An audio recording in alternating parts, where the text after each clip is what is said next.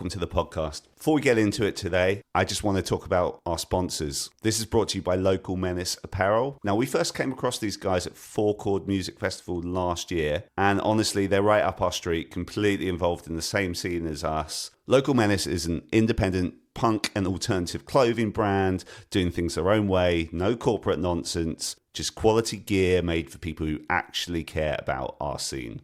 Whether you're heading to a show or you're just repping the culture day to day, they've got you covered. Head over to localmenace.com. That's localmenace.com. Head to their store and you can use our discount code, which will get you 25% off. The code is WASTETIME. That's WASTETIME. That's localmenace.com. Link will also be in our show notes. All right, let's get into it.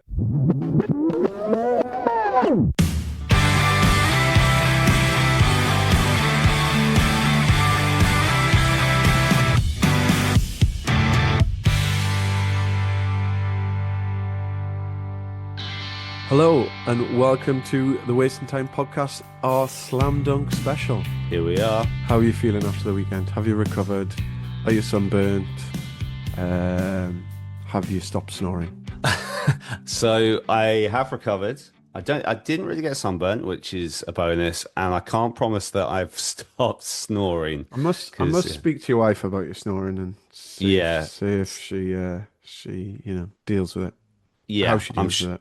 Yeah, there would have been some snoring since I snored in front of you, which was Sunday night just gone. But yeah, I at this point I have recovered. So for the listeners' benefit, this past weekend at Slam Dunk, I went to the South venue and the North venue, which was a lot of fun. Don't regret it. Really glad I did that. Really helped us get as many interviews as possible as well. But yeah, it was tiring. So when I left Nick on Monday morning to get the train back south, I was definitely pretty exhausted. Yeah, and we had a heat wave as well, which just makes all these things.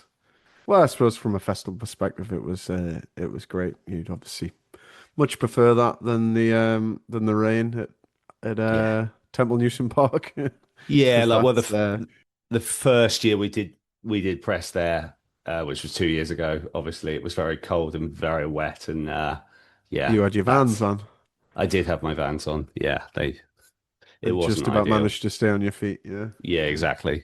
So it is better to have it this way. And also, as I think I said at the time, if put things in perspective, like it was insanely hot, but not compared to the first year we were at Four Chord on that first Saturday when it was at least 10 degrees Celsius hotter than it was this weekend. So, there are more extreme conditions. Yeah, but we had a very busy weekend of interviews, right? Which obviously you're going to hear in this episode. Absolutely. Firstly, we should shout out because Greg wasn't able to do it either venue. We should shout out firstly my wife Parisha who did camera duties on the Saturday, and then your brother Robin who did it for us on Sunday. So thank you to both of those people. Yes, thank you guys, and Chris, thanks for giving them a of course, had to be done.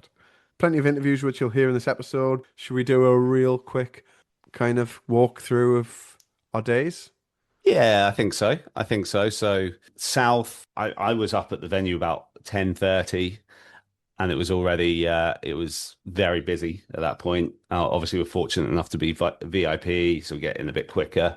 And then Purusha and I were setting up for the first interview that day. So it was actually a long time before I watched the first artist. And then obviously Leeds, we got there early-ish, didn't we? And it was straightforward getting in, good vibes. Yeah. I think both. Yeah, the Slam Dunk's always been pretty good at like organising their lineup and getting people in through the gates early doors, haven't they? Yeah. They've have something for everyone starting early in the day. So who did you see first up on Saturday then? Well, the first band I saw was actually Driveways, which I believe was the same for us on Sunday, which was at 2:00. There were a few things I would have liked to have seen before that, but just in terms of our schedule, it was a little bit difficult. But that's what comes with doing interviews, I suppose.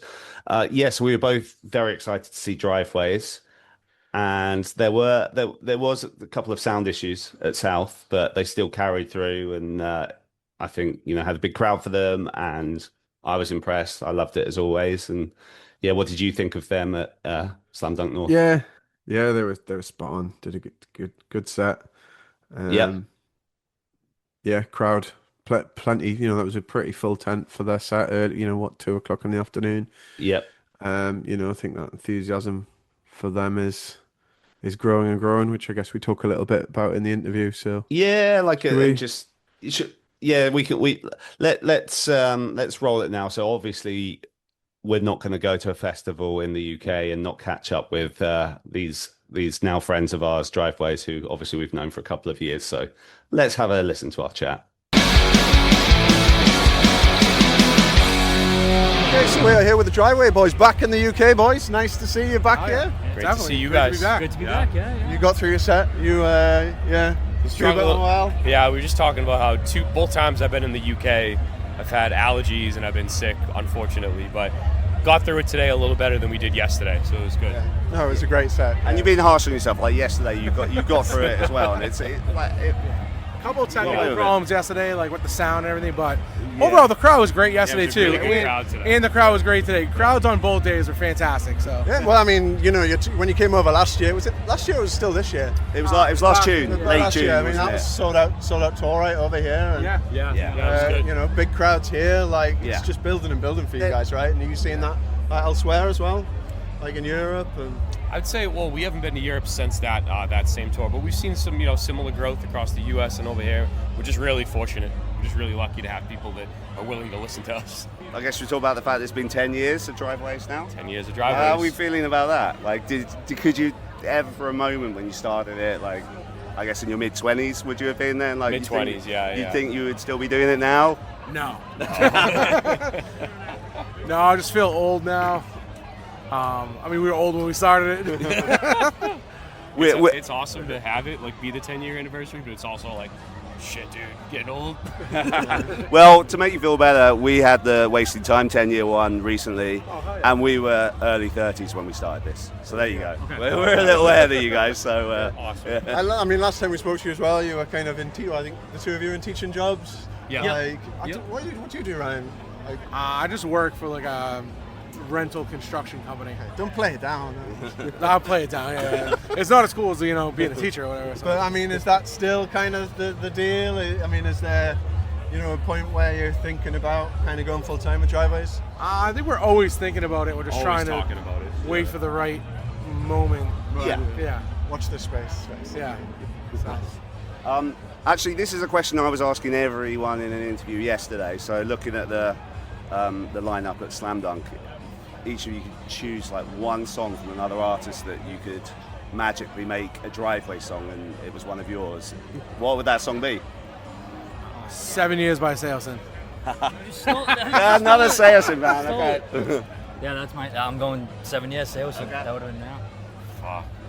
That's such a hard question. I was also going to say 7 Years by Sailson. Big Sailson fan. Yeah, all three of you are. I didn't know that. Okay. And you'll be sharing the stage with them this year at Folk Chord, right? Are they the same day? They're the first day, aren't they? Will you be around for both days this year? Yeah, absolutely. Oh, nice. Okay. Absolutely, yep.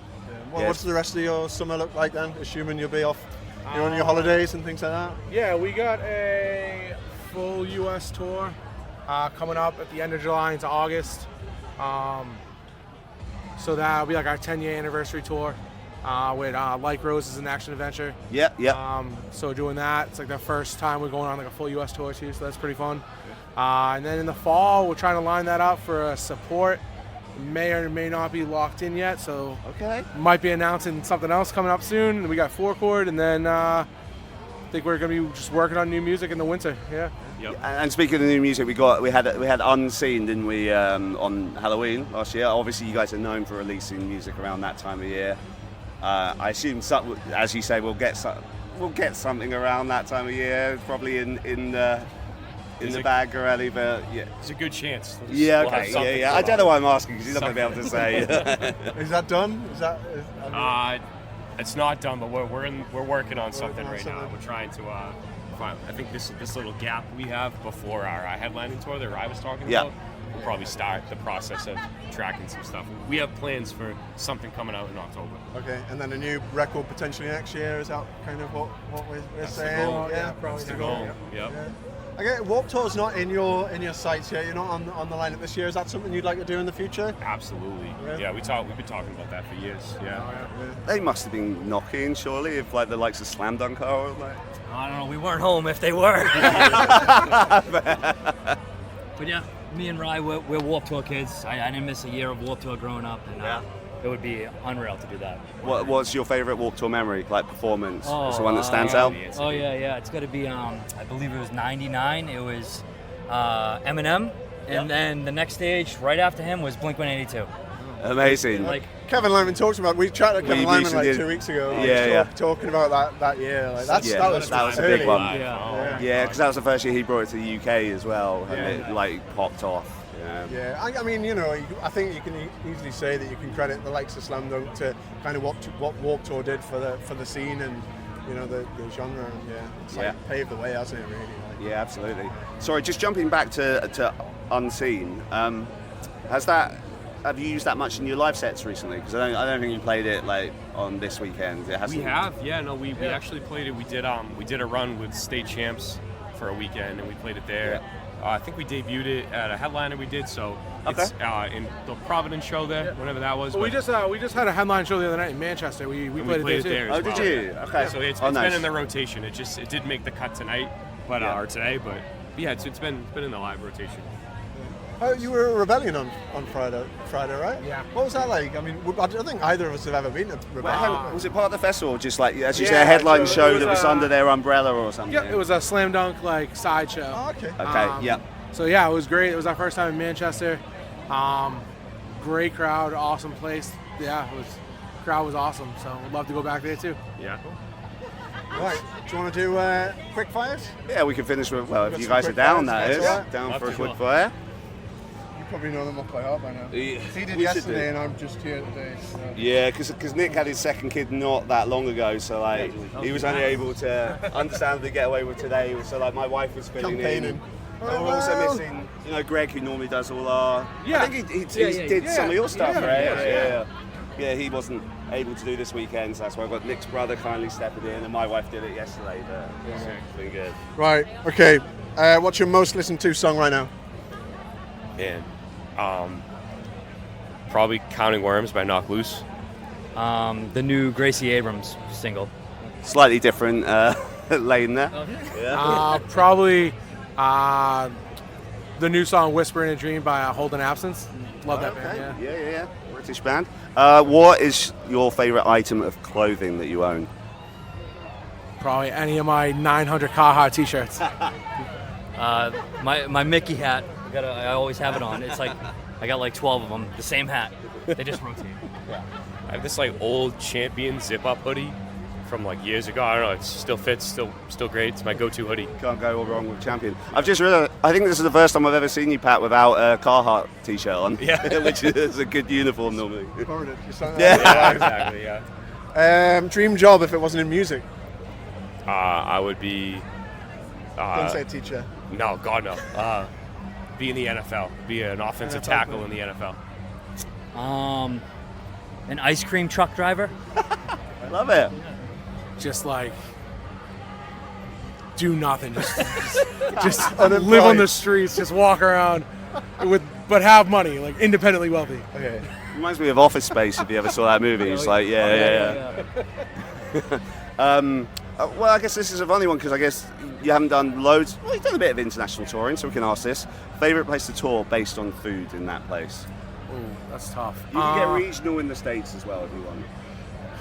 All right. Well, we haven't done much international stuff, but let's see. We did last year. We played in Southampton. Great fish and chips. Oh yeah, amazing. You saying last Definitely year. that. Yeah. And then in the States, probably we played Texas. They have the best barbecues. Yeah, I don't know. Me and Rye had Nando's for the first time. Yeah, It was unbelievable. It was great. Kind of took my answer. I was going to say the fish and chips from Southampton, but I'll say this: whenever we go to Chicago, love getting the deep dish pizza in Chicago. It's unreal. Nice. Never had that before. most random venue you've ever played? God, one time we played a venue that I think was someone's basement. It was called The Tip. It's in a town called Lowell, Massachusetts, a little north of Boston. Shout out to anyone who was there. And I don't know if it was a real venue, but it was that night. I think the next week COVID happened, right? Yeah. It generated right down there. We That's what it was. We started COVID. That's right. Not in this band, but me and Derek's old band played in an attic one time, and the venue was called The Attic. So that was a good one. Loading in was great. Walking up 30 flights of stairs to a 120-degree attic. And finally, what podcast do you listen to the most? Ooh, that's a tough one.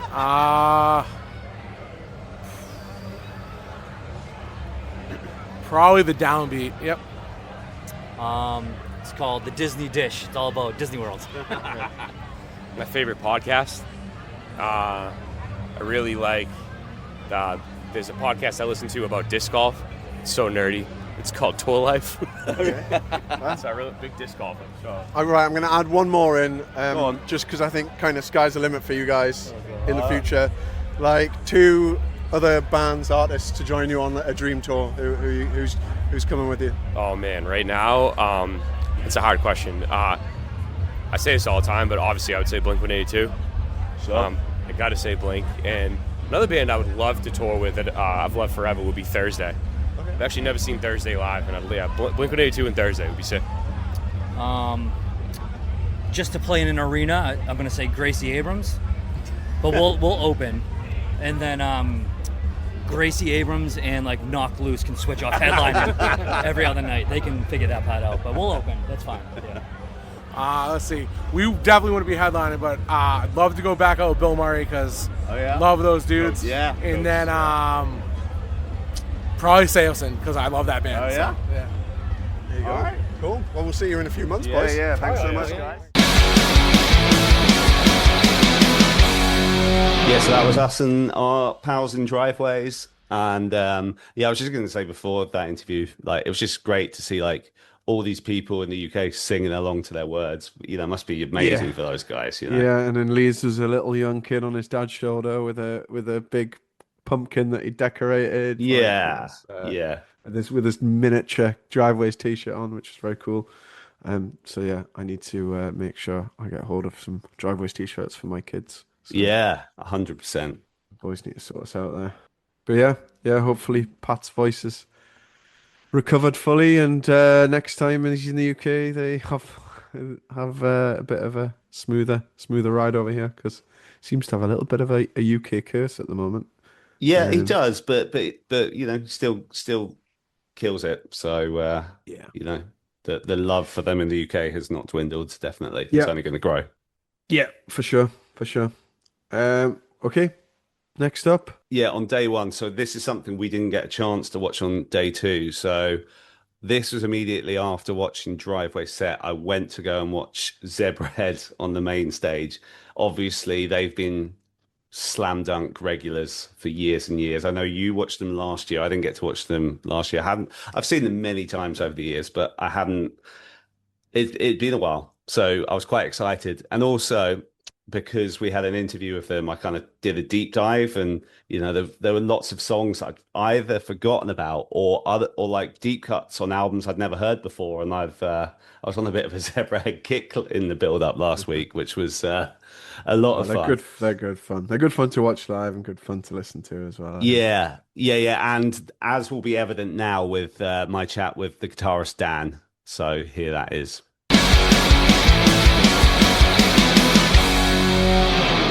Okay, what's up? I'm here with Dan from Zebrahead. Hi, I'm here with Chris. How's it going, Dan? It's going quite well. Yeah? Good morning. Trip being okay so far? Yeah, we got in yesterday, It's we stayed in the O2 Arena. That's where we parked the bus. Okay. We went to Weatherspoons. It was terrible. Has to be done. You ate at Weatherspoons or just drank at Weatherspoons? We did both. Okay. And I spent about 45 minutes getting to the toilet. Up 19 flights of stairs. Yeah. It was a good time. How long have you been in Zebrahead now? Because I feel like because obviously you've got quite a distinctive look. I remember when you started appearing in the videos. Is it like sort of 2013 or was it a bit That's bit kind longer? of official. I started touring with them in 2010. Oh, okay, So we going first back started a little in while. 2010. Okay. But like kind of officially, I guess. Yeah. Were you in You bands know, when we before that? decided to, go steady, it was 2013. Got it. Okay. Yeah. So just over like 13 years. Yeah. Okay. Were you in bands before that? Yeah, I played another band called Death by Stereo. Oh, okay. Yep. Yeah, nice. Play a Big couple of bands. groups. Well, Okay. when I'm home, I just like to play with everybody. Yeah. I mean, bands-wise. Well, you know what I mean. We know what you mean. You know what I mean. So one thing we're asking everyone at the top in these today is like, if you could steal one song from another artist playing this weekend, Yeah. and make it. Oh, this and- weekend? Yeah. Oh. And then that song is a zebrahead song. Ah. That is one of yours. Let's go with anyone's that yeah, would let's jump go out? with Santeria by Sublime. Oh, I mean, it's a okay. big hit Going song. big It's probably one. the biggest song that anybody's got on this tour. Yeah. So yeah, that sounds pretty cool. That's a great That song. makes sense. And they're That makes nice sense. dudes. Yeah. I mean, I'd steal that song, I guess. Yeah, It's a fair. pretty big smash hit. I'll be able to buy 2002 Toyota Tercel or something. Yeah. And we just had a new single drop on Wednesday this week, I think. I know what you That's did true. last summer. Yeah. Yeah, how's the reception been to that so far? It's been good so far. Yeah. Actually, it's been terrible. Everybody hates it. I've been very sad. Please start liking it. We're sorry it's terrible. Just kidding. Yeah, people seem pretty cool with it. Yeah. So is that like the third of the like sort of new songs that you guys have had out Yeah, it's the recently? third single. Yeah. Yeah, third single. And when's the record coming? Or have you Uh, not announced that yet? I'm trying to remember right now. Sorry, I've only had one coffee today, so I'm trying to think. All Same, these to dates. be fair. That's a question I should know. I believe it's coming out in August. Okay. Yeah, There you go. sometime. Not too long. Yeah, stay tuned. To be Summer- announced. Summer Zebrahead album, that Yeah. always works. Yeah, it's an EP, so. Oh, it's EP. Yeah, it's Okay, I think it's a fair. 5-song Yeah. or 6-song EP. Yeah. These are things I should know. Yeah. And like, your band's always kind of done that line of like some songs are ultra poppy, some songs go a little harder. Yeah. So of the three, obviously it's the Smoke Signals one. That's kind of like, to me, the major chord poppy one. And Yeah, you've it's like got the the horns ska in it punk as one, well. Yeah, we've got the Real Big Fish guys doing I horns saw on it, that. yeah. And they may or may not be. They're playing with us today. Oh, we're gonna do there that you song go. today. Yeah, I mean, by the Yeah. time this is out, Comes we'll out, know everybody's that, like, but yeah, no shit, we already saw it. That's not really surprising. Yeah. You guys have been doing slam dunk like since, I guess, ever since you joined the band. It's like a long history with slam dunk. I feel like every year I'm here, which is Yeah. great. I mean, I love coming to slam dunk because it's like high school reunion in a way. Yeah. You see all your mates and all that. Like everybody's fun, everybody's nice. Yeah. Is this the first time with Adrian? Nope, this is the second or third. Second? Oh, okay. Something like that. How long have you been in the band now? Since it's been 5 years. It's been 5 years 5 already? years, 6 years, something like 5 years. Yeah. First time I met him, he was playing in Mest. Yeah. I remember, Yeah. And I remember his band, Assuming We Survive, had a couple of bops as well. Yeah. So, given that it's been 5 years, I take it that's working out well, you know? Yeah, we'll let him stick around. He's doing all right. He's got a good voice, easy on the eyes, pretty cool. Yeah. Handsome dude. Yeah. I feel like Zebrahead was kind of ahead of the game with the whole like rap punk thing. Do you think Really? Thank do you feel like that's become more of a thing these days, or do you think you guys I thought stand out still for doing that? Well, I thought like bands like Limp Bizkit kind of did that. Yeah, You know what I mean? But it's new metal. Like it's not like you just Yeah. like rap pop punk. Yeah, that's what I true. mean. I guess in a ways. I don't really think about it too much. It's kind of funny. Like I think of Ali, the rapper in the band. I don't really think of it as like, mixing like hip hop and pop punk together. It's just like, oh, it's a band. So it's kind of interesting that Ashley pointed that out. But Yeah. I don't really. I mean, I guess I see some bands like kind of incorporate that kind of style. But Yeah. I mean, if they do it well, and that's good. It's cool. No, fair. Played Mexico recently. We did. That looked like it went off. Zebrahead's Tell me first about time in that. Mexico. Was it first time? Yeah. Great tacos. And how was it? Great tacos. You'd hope so. Yeah, you think it's hot here. It was very hot in Mexico. Yeah. This ain't shit compared to Mexico. And it was awesome. People had a good time. I've been there other times before. Yeah. Traveling about and all that. Sure. But it was nice to play there first time with Zebrahead. And the Zebrahead pool in Mexico, was it bigger than you expected, or did you were you Yeah. aware that there was a decent We didn't following know what there? to expect. Okay. First time you go somewhere, like, and it was in Monterrey, Mexico. So it was like Mexico City, Guadalajara. It's still a big city, but it wasn't like, So we were kind of, okay, we don't know what the fuck's going to happen. And it was great. It was fucking awesome. We can't wait to go back. Yeah. Te amo, Mexico. Tell me what's the most underrated Zebrahead song that doesn't get as much love as it should? Fucking A, put me on. Probably our new single, I Know What You Did Last Summer. Oh my God, how come it's not a top 10 hit already? How dare you, everybody? Outside of this upcoming EP, which I'm sure Yeah. you're all about at the minute? What's the best zebrahead record, do you think? MFCB. It's hard to top. It's hard to top. Yeah. But then again, it's the one I always go back to. But then again, if I'm going to be personally biased, I go with Brain Invaders. Because, Oh, okay. Yeah. Okay, yeah. I mean, Brain Invaders might be a little bit better. Yeah. Fair enough. This is cool, man. Are you all right? We just finished with like a little quick fire, 6 questions. Yes. Bash them out, and then that's it. Yes. Okay. What's your on repeat song that you're listening to the most right now? Outside of I Know What You Did Last Summer. What do I want to repeat lately? Nothing really in particular, actually. I kind of because I play music all the time, I tend to just like to throw on the radio and let it just go, and I don't focus on any particular. So I'm not really focused on any particular song right now. So I have to say nothing. Fair enough. I could lie and make something up, but no, I don't have one for you. Sorry. Favorite piece of clothing that you own? My hat. My dad got me this hat from New Orleans. Nice hat. It's a little sweaty. Yeah. It's a good look. Yeah, thank you. Yeah. Suits you. Favorite place to tour based on the food in that particular On the food? country? Yeah. Oh, Japan. Oh, okay. Yeah, Yeah. Japan's a magical place in all senses, really. Yeah. Dream job if you went in Zebrahead? Playing guitar in another band. There we go. Yeah, that's fair. Yeah. Most random place / location that you play the show? New Caledonia, which is it's a bit north in the South Pacific of New Zealand. It's a French colony, and I've never heard of it before. We played there twice, and I still don't know where it is. Kind of, you know what I mean? Yeah. And every time I bring that up, everybody's like, "What? Like nobody's heard of it." And it's kind of cool if we go to a place like that, and it's absolutely beautiful, gorgeous, and it's paradise. Yeah. And it's things like that, like, wow, I wrote these mediocre songs so I can come to amazing, beautiful places like this. It's funny how life is works good. like that. Yeah, for sure. Yeah. Final question: what's your favorite podcast? I don't have the patience for podcasts. Besides yours, of course. Of course, yeah. Well, that's assumed. Yeah. But I'm not a podcast guy. Fair enough. Yeah. Okay, there we have it. Sorry for being honest. Yeah. Cheers. That's great. Thanks, man. Thank you. you. Really appreciate it. Okay, that was Dan. Pleasure to talk to. Zebrahead, I'm sure, will be coming back to Slam Dunk for many years to come. As you heard in the discussion, they've got a new EP coming in a few months. Watch out for that. The 3 songs they've released so far are really fun. So, does what it says on the tin with Zebrahead, doesn't it? And if you like it, you're going to like their stuff, Okay, cool. I mean, I guess does what it says on the tin. You can probably say the same for the next band we saw at Leeds, which is just the ever solid, tight Goldfinger. They were, of course, they will never let you down. They are the most reliable band on the circuit, I think. And I love that, John Feldman's nearly 60 now, and he's still got the same energy, same attitude on stage. Always puts on that amazing performance, wears the suit every time. And obviously they've been a bit of a super group for years, with the likes of Moon from Story of the Year and Mike Herrera and rotating people, sometimes Cyrus from Newfound Glory, normally Nick Gross from Girlfriends. Which is impressive given how so well rehearsed they always seem. Even just the interludes between songs, everything is down, isn't it? It's a show end to end. It's not 100%. It's not just a set of songs. It's this kind of complete show that they put together, and they're veterans.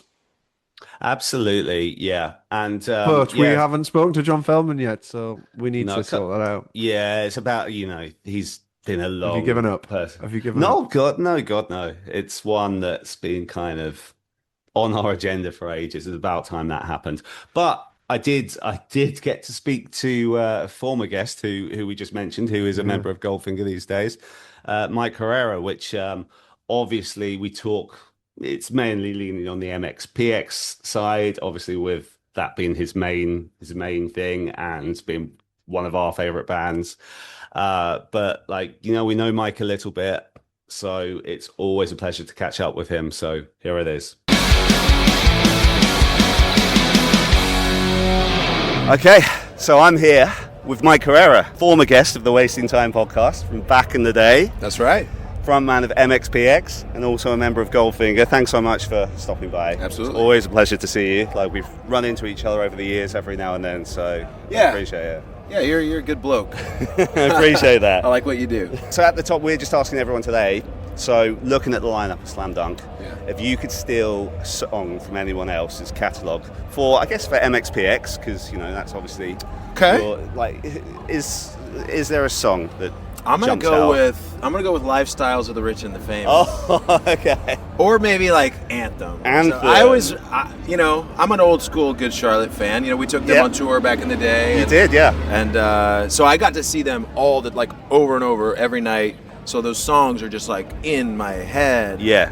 So I'd say one of those two would be cool. And you've had Benj on a couple of records over the years. Yeah. And Joel sang on a song. Ben Joel as well, yeah.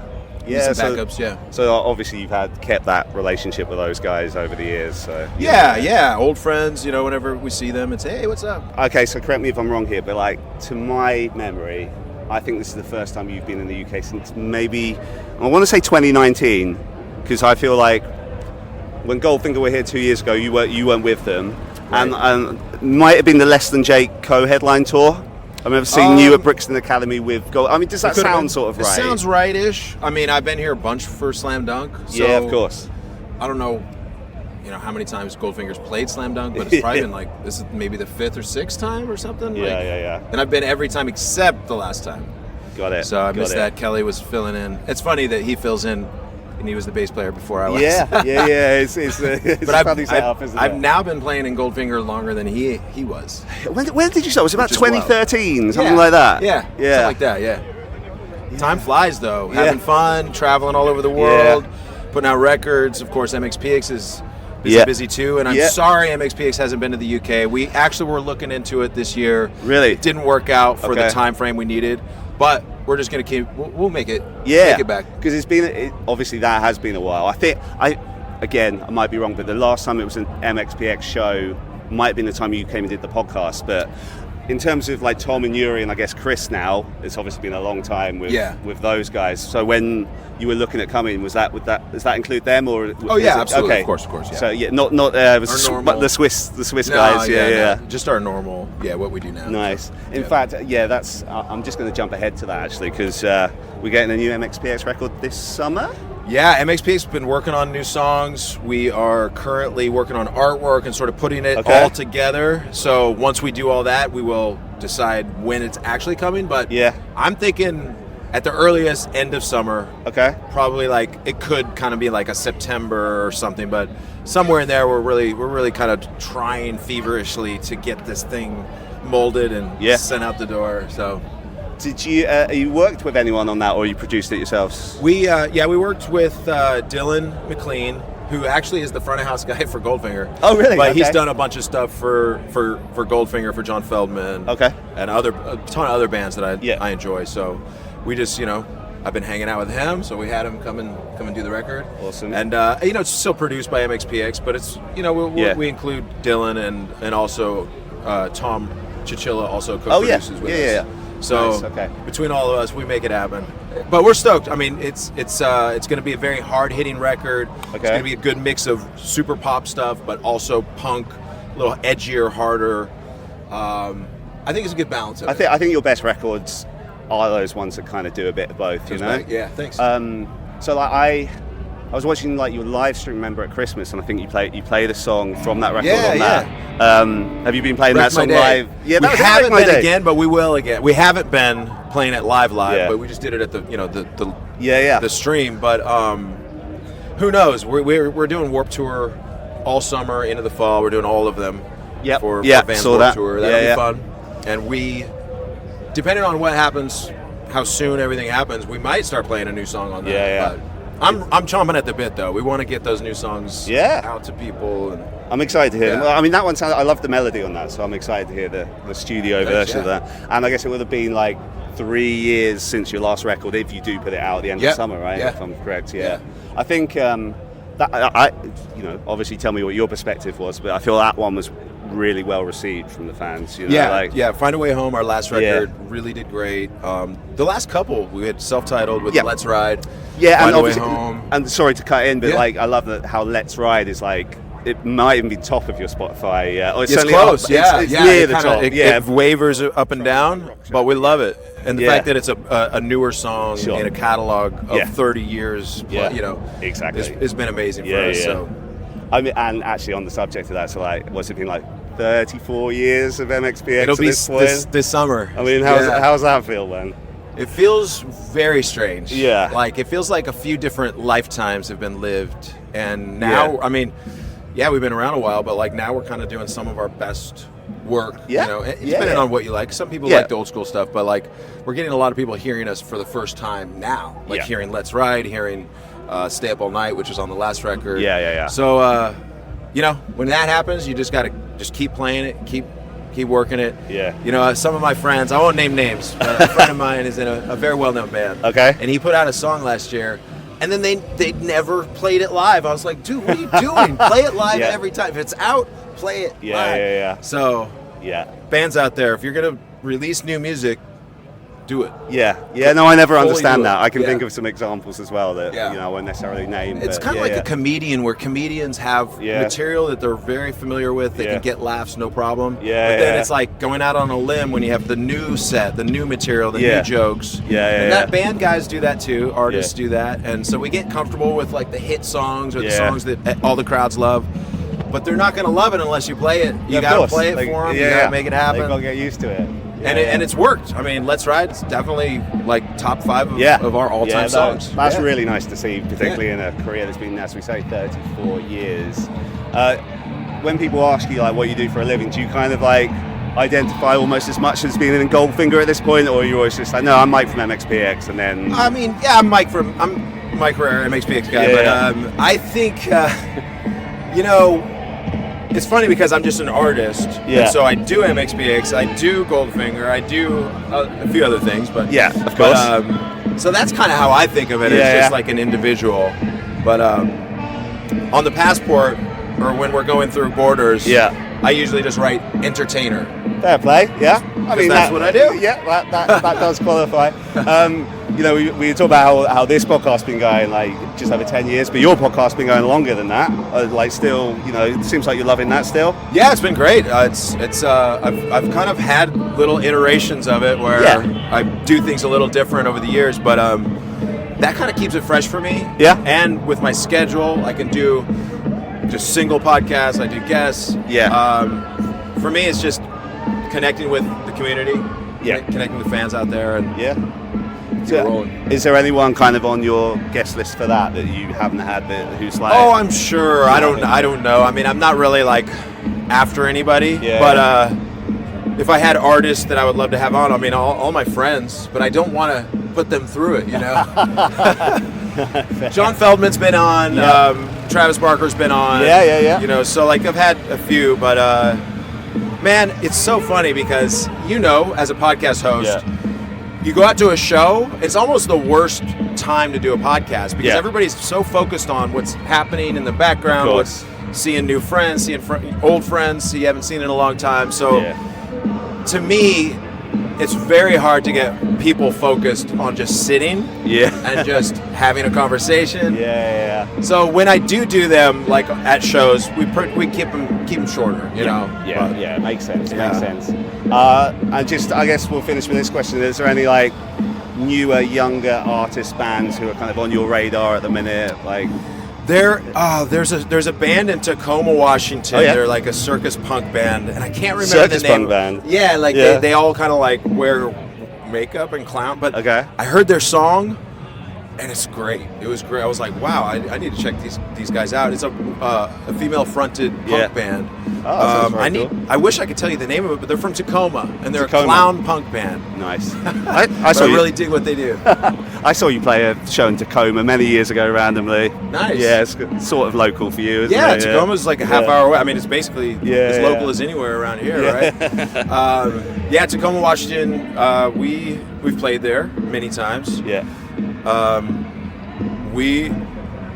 I don't know of any bands from there though, except the one I just mentioned. I know there's a few, but not too often. Like mostly Seattle, obviously Bremerton. MXPX from Bremerton, but being here in England, nobody cares about that. So, what's new in London? What's new in England? I mean, how has the scene changed over the years since I've been here? Slam Dunk's kind of been a staple. Slam Dunk, and just become more and more of a staple. There's some good bands on the London scene. One's coming up. Band called Sharp Eyes. You should check out. They're really good. Are you still managing? I am. Yeah, I might How's be. It going? It's good, man. I might be managing Sharp Eyes. That's why I mentioned it. Okay. Okay. So I'm still hustling away at that. So Very good. Very good. I like it. All right, Excellent. Mike. Thanks so much. We can wrap that up. You're welcome. Cheers. You need to get into Mike's ear about an interview with John Feldman.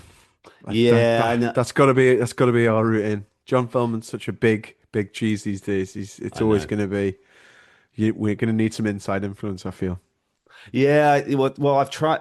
I have another friend who I won't mention, but who works with Feldman a lot, who did text Feldman. He even sent me the screenshot of the conversation with Feldman, like telling him he had to come on the podcast. And Feldman was like, send it to me. And he sent a couple of episodes or Instagram posts that he thought would do it. And then I didn't hear from my mate again. So I'm assuming John either said no or didn't respond to him. So yeah, but we will persevere. I think so. Yeah. Because that would be a fun chat.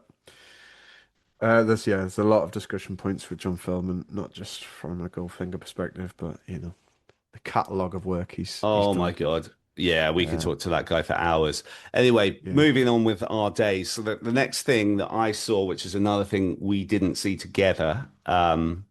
I am actually missing something out. There's something we did see together that I didn't see at the South. I think the next thing was Dashboard Confessional for us. Yeah. How did you enjoy that one? It was the set of the day for me. Set of the day, really? Yeah, I didn't know what to expect really. Got a long running history with Dashboard and listened to them for a good couple of decades. And their music over the last couple of decades is a bit of a mixed bag. So I was kind of I was unsure how much I was going to enjoy it and how much it was going to kind of land with the Slam Dunk crowd, which they'd never done before. But their set was just perfect. It was like the perfect set. It was mainly old stuff, big hits, plus one new song, which actually the new song sounded really good. It did. It was catchy, wasn't it? Yeah. So it was just. I think it was what was important for Dashboard was just choosing the right set for Slam Dunk this year, and for me, they absolutely nailed it. And yeah, it was just a big sing along. Yeah, I really enjoyed it, and I guess it's apparent in the fact that we started watching it. It was like I really needed the toilet, and it's like, well, I'll just wait for a song I'm not bothered about, and it was just like hit after hit, and in the end, I had to go during the new song. But even that, as I was walking away, I'm like, oh, this sounds really good, So yeah. Because keen to hear that new stuff. A lot of my friends on the Saturday watched the Dashboard set, and they were all raving about it. And then having now watched it on the Sunday, I understand why. Yeah. So number one of the day for me. Interesting. Well, so the one I was going to refer to before that I saw and we didn't see together. So in the South, my wife and I went to watch Menzingers, and a band we have seen many, many times. Yeah. Which initially made me a bit not so bothered about it, I guess. But I was so glad I did. It was a fantastic set list, and in the sun, having a couple of drinks, watching it was just wonderful. And I'd imagine the crowd was bang into it and kind of set the scene as well. Absolutely. In fact, let's go into the next interview, which is with Tom May from the Menzingers, and because obviously when we met up, I said to him about how good the set was. So here it is.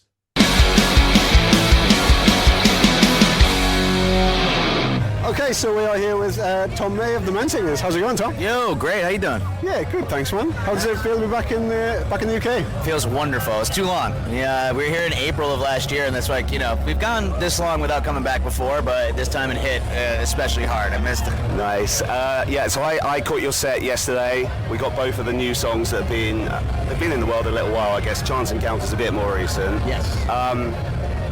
From where I was standing, it looks like they were received quite well. Has that been the vibe since you've had them out? Have people been totally. positive? Yeah, it's always like a bit of drop of energy when you play a new song. Our joke is always to tell the crowd, like, hey, go get a beer, go to the bathroom, we're about to play a new song. But they've been received very well. People are singing along, and that's such an incredible feeling every time because you're playing something new in the set. It's like a novel experience.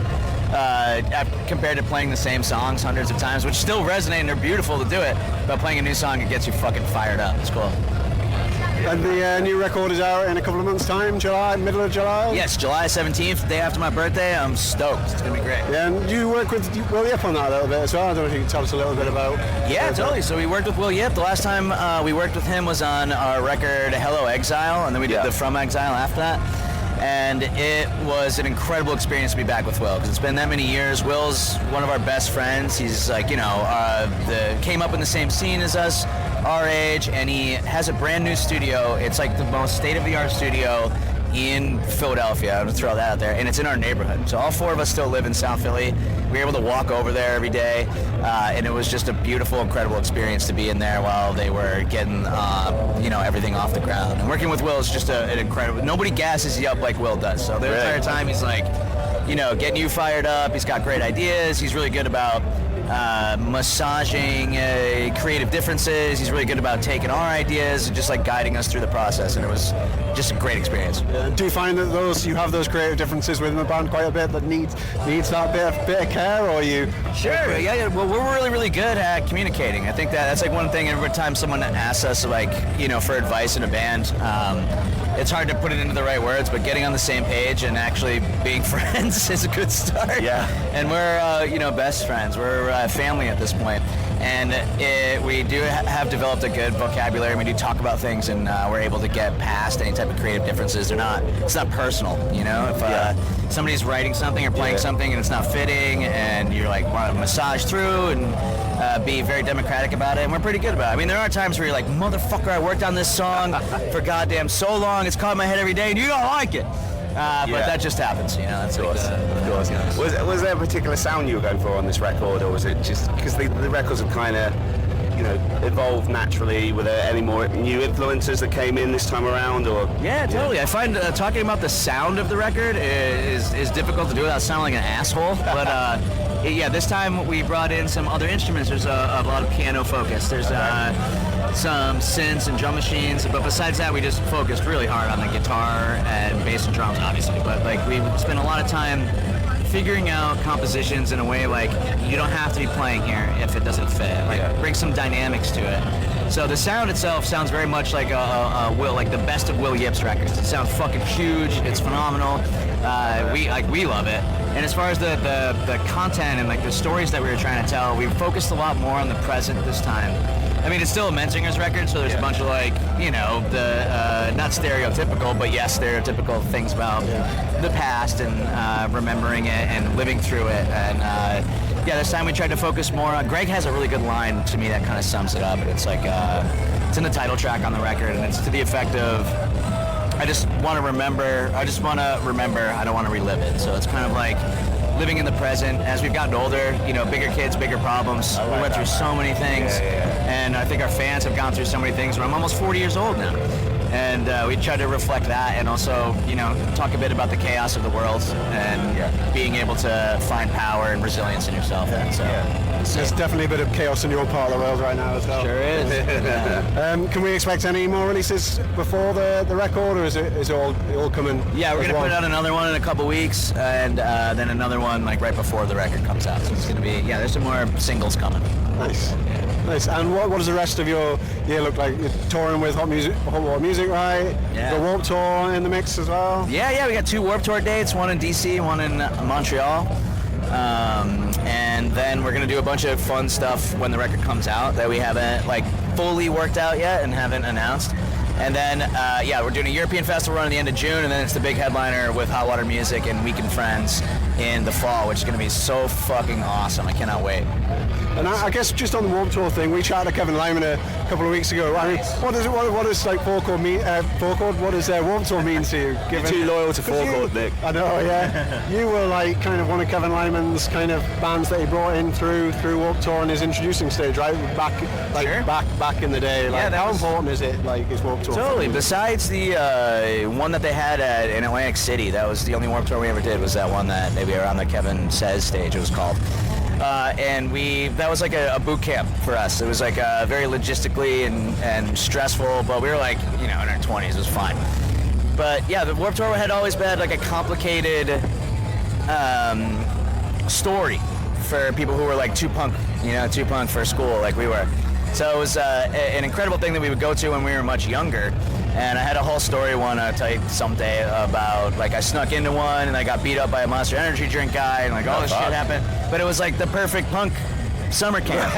There were so many incredible bands, and that was where everybody got to go and see them all. And it really, the rising tide lifts all ships kind of thing. Like, it was incredibly important for, like, heavier alternative music for decades. And when we actually played the Warped Tour was when Kevin Lyman would do, like, a panel that all of the people who were working on Warped Tour or in bands got to go to. So I would go to it and just sit there and listen to him talk and tell stories and ask people questions, and it was an incredible thing, and he did a lot of really beautiful things with it. And being able to go and play these dates now, it's kind of like a nostalgic thing in a way, because the people who came up going to Warped Tour now in their 30s, they got jobs, they got families, so they can make a destination out of it. And it's still got some newer bands on it, and it's just, I'm glad to be able to play it this year. I think it's going to be really, really fun. Nice. Awesome. I love that you guys you pick like a really cool song to walk out to. So I mean, spoiler alert, I assume it's the same as yesterday, because you did Dire Straits yesterday. Yes. I think it was. Yeah. And like this beat, I remember you've done it with Somebody's Baby, Jackson Browne before. Yeah. What would be some other contenders that you would consider? Because me and my wife often talk about this. Like, next time we see them, what song are they going to come out to next time? Because it's always something like that. Yeah, if you got any suggestions, welcome. We sometimes we did the Scottish band, the Moon song. So the whole of the moon. Yeah, I can never. Water Boys. Yes. Water Boys. That's it. Yeah, Thank you. that fits. So once in a while, we just kind of text each other different songs that are candidates for it, and we can never, it takes forever to actually pick one that all four of us are really stoked about. So there's a lot of failed ones. Yeah. But we're due for a new one. The Dire Straits. We're probably gonna retire it today. Be my guess, because we have and there's a couple on the back burners. The Dire Straits one is like, if we don't come up with a new one and give it to our sound engineer Dave, he just puts that one on. And we're like, all right, we know when the kick drum comes in, we start walking out. Yeah. Nice. Love it. Nick, you maybe ask one more, and then maybe we can wrap this up. Well, yeah, we're going to do some quick fires, if that's all right. Let's do it. Some real quick fires, and then we'll let you go. This is non-related Christmas quick fires this time. Is it a this or that? No. Everybody loves the fucking this or that. Yeah, we were doing that for a while. We kind of... He doesn't really like them, I feel, so we dropped them. Ready? I mean, they're cool. I just did like 4 of them now. Are you ready, Chris, for the other side of the quick fire? I think so. First one. Yep. Right. What's your most listened to song right now? Mars and Jupiter by Avalon Emerson. Favorite Jupiter and Mars. Favorite piece of clothing that you own? I have a shirt that my friend's dad gave me when we were cleaning out his old house. He was like, hey, you're my size when I was your age. Take this shirt. It's sick. It's like a 90s white shirt with like really loud black that splashes across it, and I feel regal when I wear it. It like sits on my shoulders perfectly. It's like a robe. It's a little oversized. My favorite. Has it made it on stage before? I don't think it's made it on stage. Maybe I'll wear it. We're gonna shoot another music video this week. Maybe I'll wear it then. You should. And we'll look out for it. Right. Favorite place to tour purely based on food? Mexico. That's fair. Easy. Yeah. Dream job if you weren't a musician? Journalist. Most random place location you've ever played?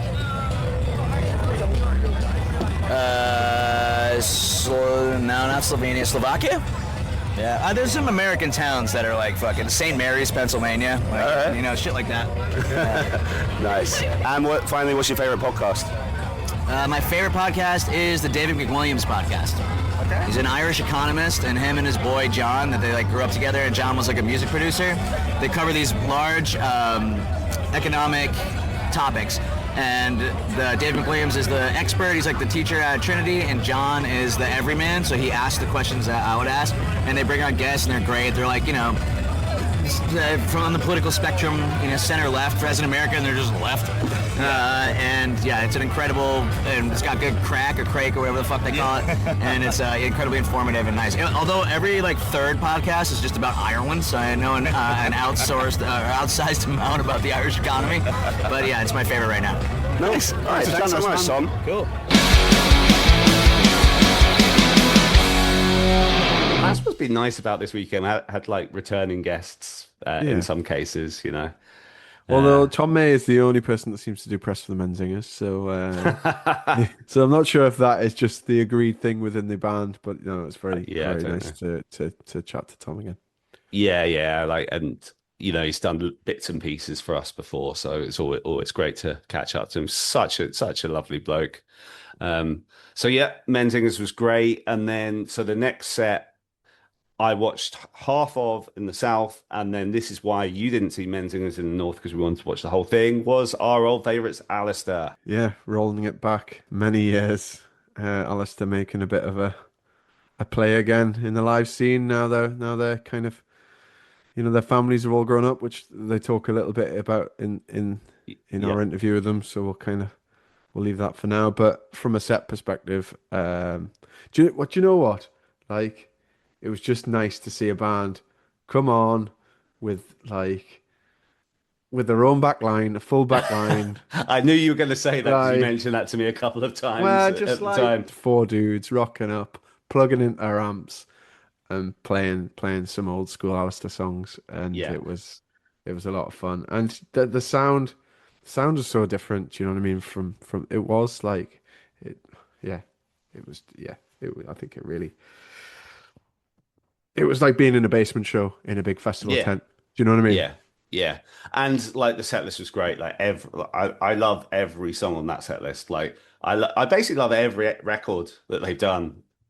Some I like more than others, but every record is pretty much full of hits. Yeah, opened with Radio Player, which is always a great opener, and then closed with Summer Down in Fullerton, which is obviously arguably their biggest and best song. So. Should we hear from those guys? Here's our interview with Allister.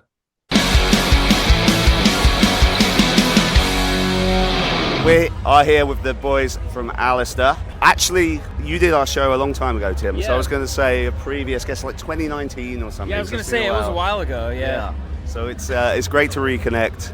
And correct me if I'm wrong. Is this the first time in the UK since 2013? That last Slam Dunk? Right? Yeah.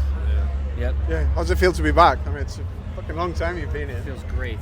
Yeah. Seriously, it feels so good. It's so nice to be back. We used to come here all the time, and now it's been so long, but it's cool to be back.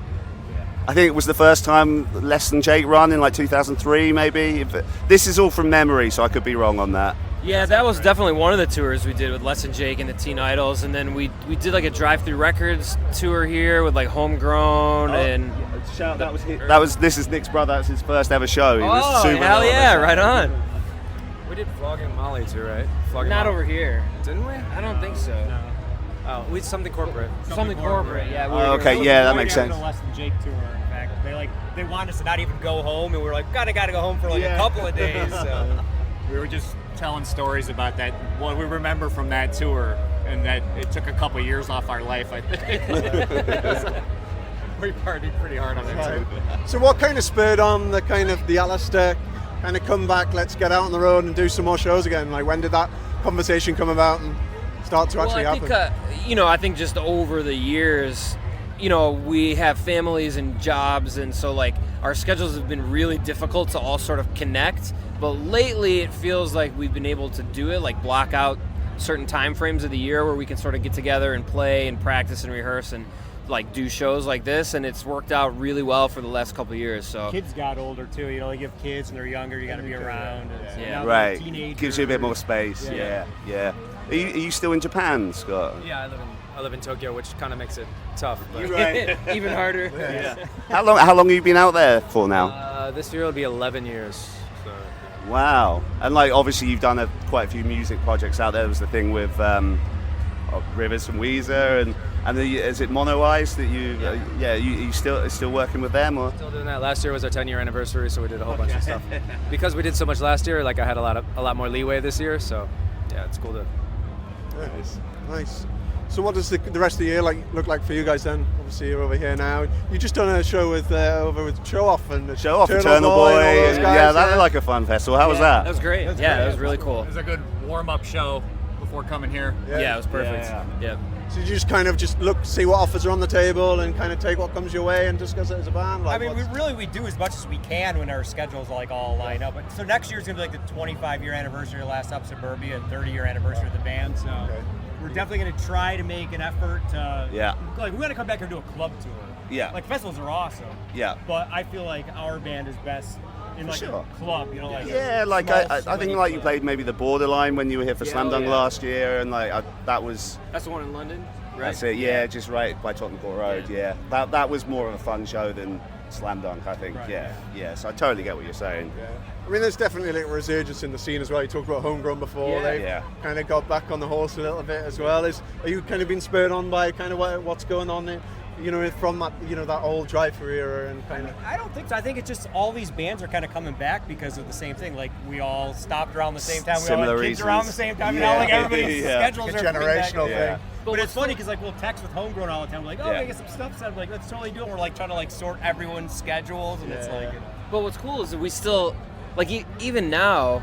we'll get people who come up to us and say, like, I just heard about your band like 4 or 5 years ago, and I love your band. I was like, that's cool, right? People are still getting into the band even now, right? Like, our bigger records were 20 years ago now, but people still get into it, and it's awesome. It's great. And is there a new music conversation in the mix, or is it just go out and... We're talking about it. Was it 2019 when you did the compilation thing? Was there a couple of new songs on that? Was that last time we had new stuff? Okay. Yeah. Cool. Well, do you want to do the quick fires?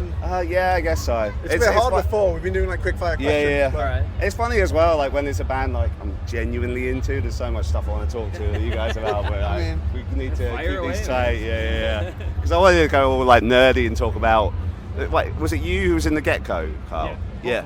Oh, were you as well, Scott? Apologies. Yeah, but like, obviously linked with Show Off, and I didn't really have questions about that. I just wanted to talk about it.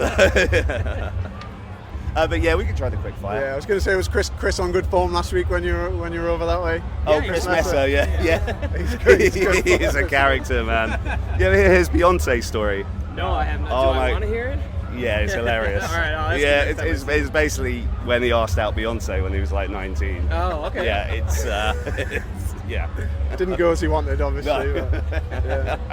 But there's another alternative universe where they're married now. Yeah. Kind of, who do you miss from back in the day, like from the drive-through era? Like I say, who do you really miss touring with and going out on the road with? Like, what do you reminisce about the most? And Homegrown was probably the funnest band that we toured with. But I love touring with all of the bands. Hidden in Plainview is really cool. Hidden in Plainview recently played in Chicago. We went and saw them, hung out with them. I don't know how many months ago that was, but it was this year. Hadn't seen them in a very long time. Yeah. I still have a special love for RX Bandits because they were the first. OG. They were the first band on Drive-Thru that we ever met. Okay. So and we were both kind of I don't want to say like the original bands, but some of the very early on bands to sign with them, and so we met them first, and it was just really cool to kind of have that connection.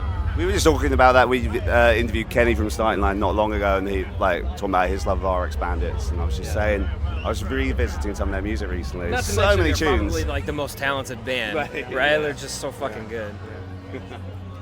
Okay, should we bash out this quick fire then? We'll give it a go. We'll give it a go, and we'll see how it goes. Right. So you ask one question, Nick. Let everyone answer, then I'll do it. There's only 6 of them, so we'll fire through them. Okay, ready? What's your most listened to song right now? Pass. I gotta think about it. Elvis, Suspicious Minds. I've been on a Beatles kick, so I'll say Blackbird. I've been into this band called Houndmouth, and so a song called Palmyra. Okay. Favorite piece of clothing that you own? Ooh, probably a black T-shirt. Any sort of black T-shirt. Can't go wrong. Chucks. Hat, black T-shirt. Favorite place to tour based on purely food? I mean, best cuisine. What's your favorite cuisine? I think is probably the simplest form of that question. I like the States, touring the States. Japan. My current country, Japan, probably. I would say New York City, just because of the variety, I think. Dream job if you weren't in music? Ooh, probably a teacher. Astronaut. Well, I own a business that manufactures buttons and magnets, so that's what it is. Baseball player. Okay, last one. Favorite podcast? I really like Turned Out a Punk. Oh, that's good. I like that Chris DeMox one where he like. Oh yeah. Edited by the Punchline guy. Diary of CEO. Interesting. Stephen Bartlett. Oh man, I love Conan O'Brien's podcast. One of the guys from Bayside said that yesterday. Really? Yeah, it's real good. Yeah. Nice. There you go. Right. All right. Thanks for joining us, guys. Looking forward to your set. Yeah, so good to see you. Yeah, man. Give me one of those.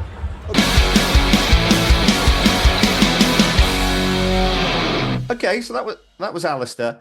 So now we do have a couple more interviews to roll, but these weren't sets we had a chance to see because they essentially either clashed with other artists that we needed to see or with interviews. So before we go to those, should we just talk through the rest of our days, Nick? Because I think from this point onwards, my south and north is basically identical. Actually, with the one exception of Parisha and I, because obviously with the phone signal situation, we're off to impress. A lot of our friends we went with, you separate from them, and we hadn't seen anyone for ages at this point. So we were just kind of scoping out where people were more than watching bands at this point. So in doing that, we saw a bit of Motion City Soundtrack, which was fine. I was only watching maybe half a song, but it's not really my thing. So yeah, we just kind of headed to the main stage where Sublime was setting up, which is where we did bump into people. And I guess I was going to say, before you get into that, I guess there is a notable mention for us. Oh, go on. Coming away from Allister, we made the decision to go back to kind of VIP press area to get something to eat and a drink and a wee and what have you before we went over to Sublime. But on our route back, it was almost impossible to get across the hill. Oh, yeah. Because of Charlie Simpson's fucking President Band. It was insane to see how many people showed up on that smallish stage on that hill. Yeah. Huge turnout for him and his band, who are obviously just doing some big things at the moment. Yeah. Not your thing. It's kind of metalcore. So, I mean, I haven't really listened to them, to be honest. So I can't speak to whether how much I like it or not. Yeah, I mean, I don't mind a couple of songs. Some of it goes really kind of synthy and poppy, so there might be something in it for you there. Yeah, I can believe it might be all right. Yeah, there's other stuff that gets kind of real heavy. So yeah, but yeah, just to see the turnout for that band was quite impressive, and probably delayed us getting a beer by at least an extra 5 minutes just to get through the crowds. So thanks for that, Charlie. But yeah, Sublime, we both rock. I know you're really excited to see Sublime. That first time in the UK. You've been desperate to see them for years. Yeah. And in case listeners can't tell, Nick has been sarcastic. Never been a Sublime guy myself. I do have a history with them, with my friends being really into them and being subjected to them a lot. So I'm very familiar with them. But I know you also have a history with them, but one that's a bit more that you look back on a bit more fondly, I would say. Yeah. I've been a big fan of Sublime for the last 20 years. And listened to them throughout those years, and obviously it was Bradley Knowles' son Jacob who was now the lead singer of Sublime, and is scarily very similar to his dad. His presence, his voice is really similar to his dad. So it was good. I enjoyed what I saw. Going to the south festival, like, we were watching a bit of that, weren't really enjoying it. It was kind of, making us feel a bit sort of vacant and, spaced out. It's kind of got that vibe. So You we felt wanted, stoned without actually having a joint. yeah, it did that kind of thing, but like not in a good way. So we went down to the other stage to catch a bit of state champs, which definitely Which we perked us up. also did on the Sunday. We did did on exactly the Sunday. same thing. You got itchy feet, got impatient, and dragged us both to state champs. Yeah. From So Sublime. so I actually watched slightly more of state champs set with you. I think it's safe to say we both enjoyed it. Yeah. I mean, you know what you get with state champs. Yeah, exactly. They show up every time, and are always great. Always sound great. And I guess we'll see them hopefully see them in September. Hopefully see them in September. Watch this space. And let's move on to our headliners. So obviously I watched Good Charlotte twice. You watched them once.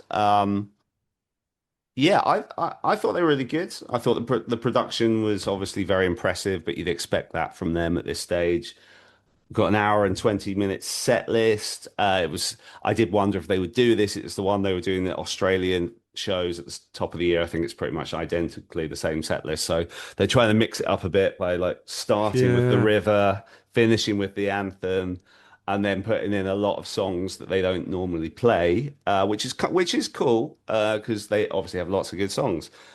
But like I seem to remember one of your issues was just like they're playing all these they've got all these good songs, but then weren't necessarily picking the right ones in your opinion. Yeah. I think that's always going to be an issue for me with Good Charlotte because I there's so much of their catalog I dislike. Right. Yeah. So yeah, picking the right ones is definitely from a smaller pot. So it was all right. Like you say, the production was really good. Obviously, they got all the attention that they wanted and needed from a production perspective. The stage, and all that kind of jazz. And they sounded great, which can be a bit hit or miss on that main stage as well sometimes. So they sounded really good. But they did sound really good. Preferred to hear some more of the older stuff, some more stuff from Cardiology, which I really like. Yeah, well, we got one song from Cardiology, but it was Last Night, which I know wouldn't have been either our first choice. But we got like Motivation Proclamation and a few Riot Girl, and there were some good ones in there. Apparently, I was quite drunk at this point, or at least my brother told my wife I was really pissed at this point. So thanks for that, Robin. You will never fail to let me down on reporting back to my wife on my drinking and behaviour. So it was all right. It was good. It was fine. I mean, it was never going to be terrible. I'm not crazy about seeing them in October, November time. Well, I was just going to mention that. So it's late November. They're doing a big arena tour in Europe, and they're doing 2 dates in the UK, Manchester, and then the O2 down in London. Yeah, maybe we'll see. So I'm gonna, I'm gonna see what works for that. So before we go into the next set of interviews, I just want to say it was an amazing day. I'll shout out a couple of other people who I ran into. So I saw Matt Richardson, who obviously was a guest on the podcast recently. We were looking out for each other, so it was great to meet him in person. Saw my friend John Allen, who runs Disconnect Records, who is also a former guest on the podcast. Ollie, who used to be a Mean Teaser, saw him, former guest. Then there was James Hull, who was from Leagues Apart, and apologies, I have none. Still to this day, one of my favourite episodes we've ever done. If you ever get time, go back and listen to that. It's like episode 4 or 3 or something like that, way back, just over 10 years ago. James is a delight, and whenever I run into him, it's always an absolute pleasure. And then I saw Giles, obviously Giles of 101 Part-Time Jobs, which is absolutely killing it right now. If you're not familiar with that podcast, go and listen to it. And again, Giles has been on our show and done stuff with us over the years, so big love to him as well. Saw Kid Bookie, it was very nice. I saw the picture of Kid Bookie hanging out with Benji and Joel. Oh, I didn't see that. See that. There's pictures of him and his boys. Okay, yeah. Well, presumably from Slam Dunk South. Nice. Yeah, he clearly had access to the artist area. Yeah. I know he is friends with the Good Charlotte guys. Yeah, so great to see all those people, and yeah, so these next sets of interviews, as I said, for various reasons, they weren't sets we got to see, and I'm actually quite sad about that because I've spent a lot of time listening to all three of these artists since obviously before the interviews for research, and then since, because they're all bands that I've never really given enough of a chance, and I think they're all awesome in their own way. But firstly, big. I really want to highlight Andrew from Comeback Kid. I thought that was a really fun interview, and I think go on. Well, there's no time like the present, Chris, to invigorate your interest in old bands. Exactly. So firstly, we are going to hear from the singer Andrew from Comeback Kid, and who are just out from releasing a new record in a few months' time. So I'm actually genuinely excited to hear that now. We thought Andrew was really fun, so he's coming up first. Then after him, you're going to hear JT and the rest of the guys from Hawthorne Heights, who were so funny. I just like JT's just like one of those people who's just naturally hilarious.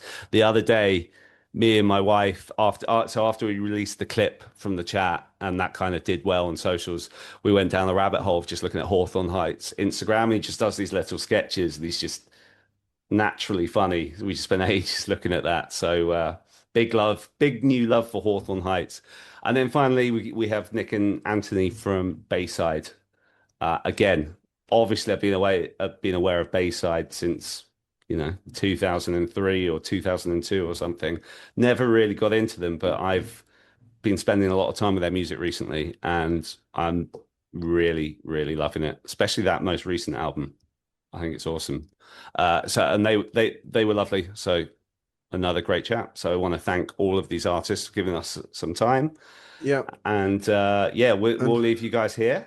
And yeah, I was just going to say, well done to the Slam Dunk team for a great festival this year. It was a great lineup, and it's a pleasure to be there.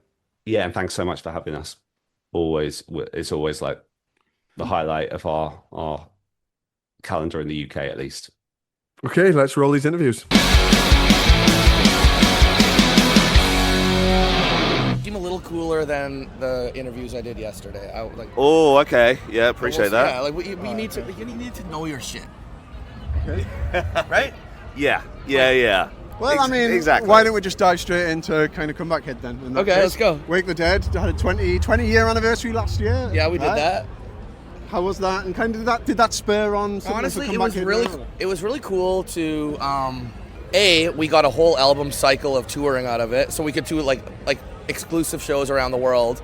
But it takes a long time to go. So America, Canada, Southeast Asia, South America, blah blah blah. So it gave us a nice touring lifespan. And a lot of these songs we'd never played before, and we actually all felt like, wow, this is way more enjoyable than we thought it was. Revisiting old songs. One of the songs is straight up in our set now that we never really had in our set before. So it was cool, and kind of gave us a little bit more time to write our new record, which we just finished recording. Okay. Yeah. Who did you? Talk a little bit about that then. Yeah. Who'd you do it with? We just recorded with Will Putney in New Jersey. We flew directly from there to here. That's why I'm a little bit excited, because we were in the woods in solitude for 1 month, and now I'm seeing people. Okay. So, yeah. But it's done. It's pretty much wrapped from your side. From my side, it's wrapped. I need to hear mixes. I need to take 2 minutes away from it and then hear mixes and see what's up. Okay. And what can we expect from that record then? Okay, so Will Putney's doing it.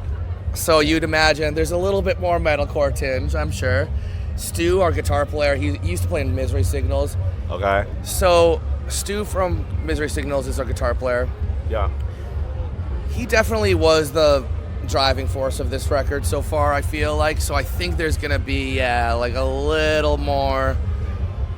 we have the, hardcore radar but yeah, maybe a bit more metalcore shit going on. I'm not stupid about it. Yeah, I don't know. Like, it's melodic and it's also pretty moshy. Yeah. So what's your? When was the last time you were in the UK? Like, you've been a while. We were just here with Hot Water Music and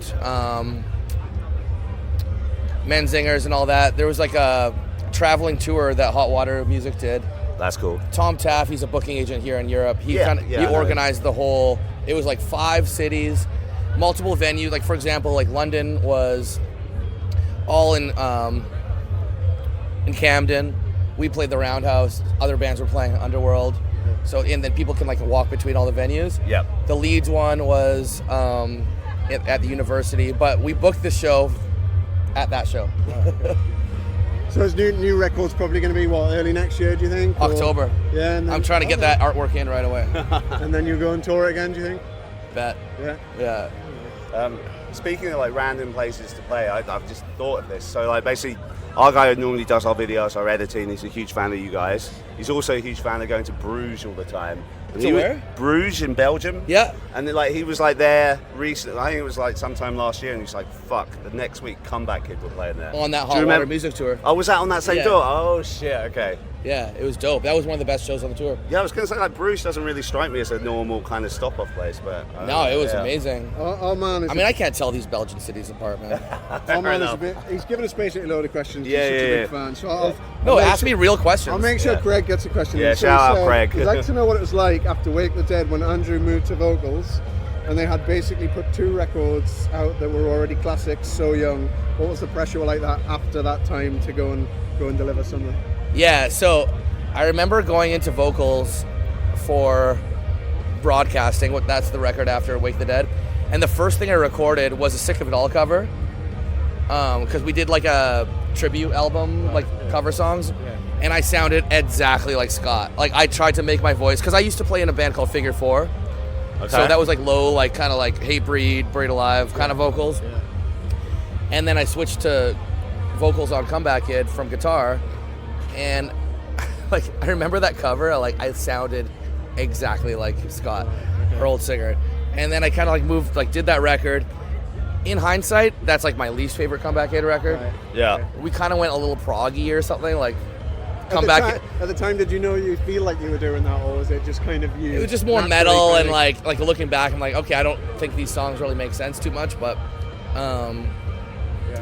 yeah, we were just like pushing through it. We were on Victory Records, weird. Yeah. And like our contemporaries were like, I don't know, like Atreyu and Hawthorne Heights. Like, that's kind of weird. Yeah.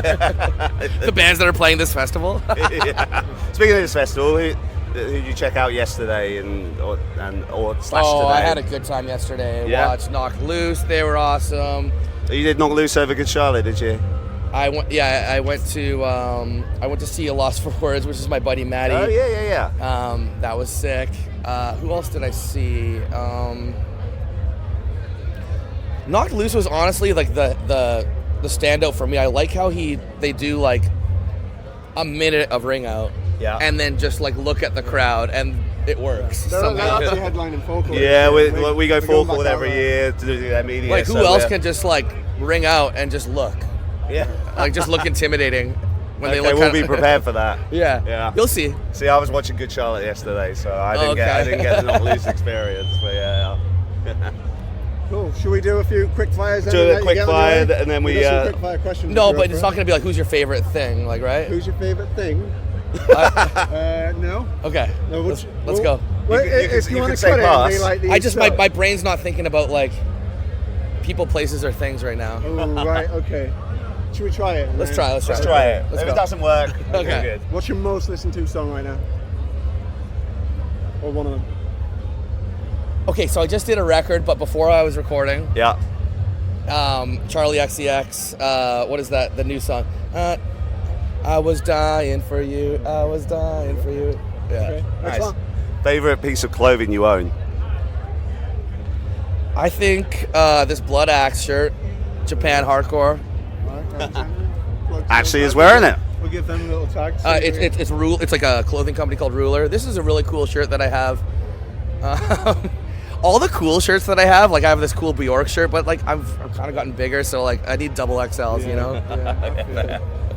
Favorite place to tour based on food alone? Brazil, Churrasco. Oh, nice. Oh, nice. That's a random one. And finally, what's your favorite podcast?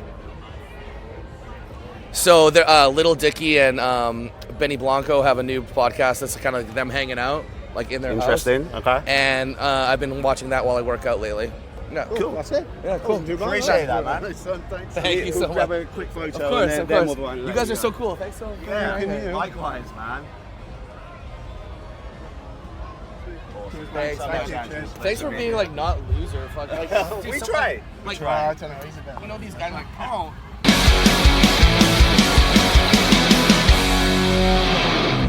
Okay, I'm here with JT, Matt, and Mark from Hawthorne Heights.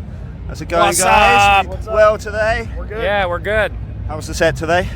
It was awesome. Massive crowd, but also very attentive. Okay. They were singing along. It took them a little bit to realize that they can move their feet and jump and stuff. Okay. But once we saw one crowd surfer, the whole place erupted. off.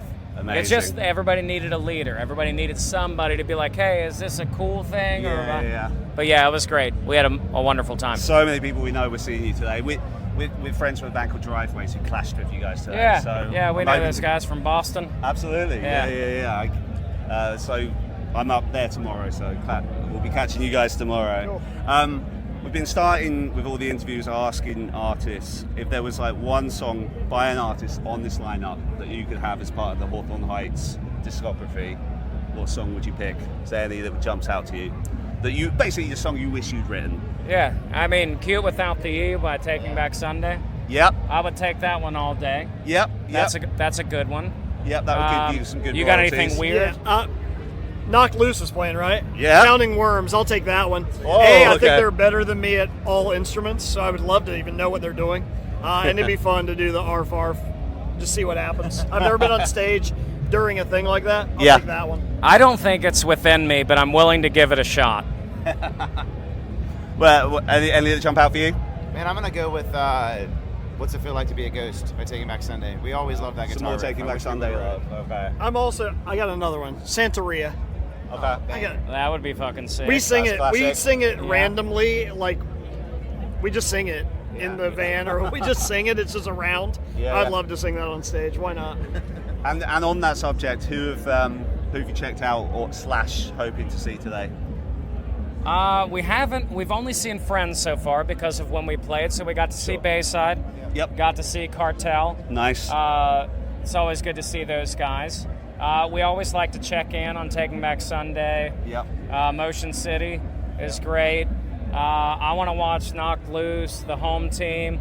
We got some good Charlotte fans. Who are the good Charlotte fans? Yeah, all of us. Oh, all of you. Okay. Yeah. Nice. I'm always watching the champs. State Yeah, champs. state champs. Yeah. Nicest Yeah. guys as well. It's right? it's tough because there's so many great bands playing. It really is like on every stage. Suicide Machines, Goldfinger, stuff from our childhood that we don't get to see very often. Yeah. But there's so much stuff. Yeah. So much stuff. No, of course. It's such a good demographic because I think like we're all like similar ages, so it's just like it's the main kind of demographic here, really, isn't it? Yeah, absolutely. So, Like a Cardinal, it's been out a couple of months now.